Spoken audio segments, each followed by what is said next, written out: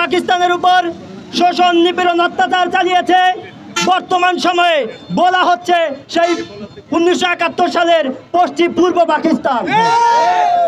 আমরা এই যুগের পূর্ব পাকিস্তান হয়ে থাকতে চাই না।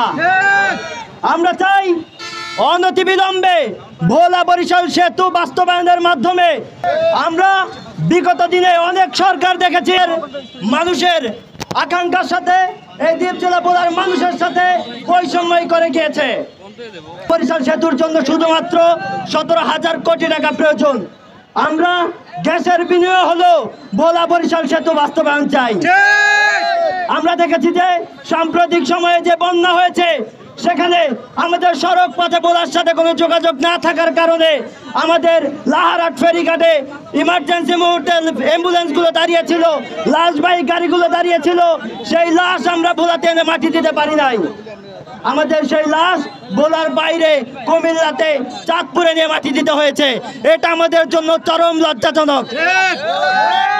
আমরা বর্তমানে অন্তর্বর্তীকালীন সরকারের কাছে দাবি জানাই যত দ্রুত সম্ভব ভোলা বরিশাল সেতু বাস্তবায়নের মাধ্যমে ভোলার 22 লক্ষ মানুষের যে দুর্দশা সেটি আপনারা দূর করবেন।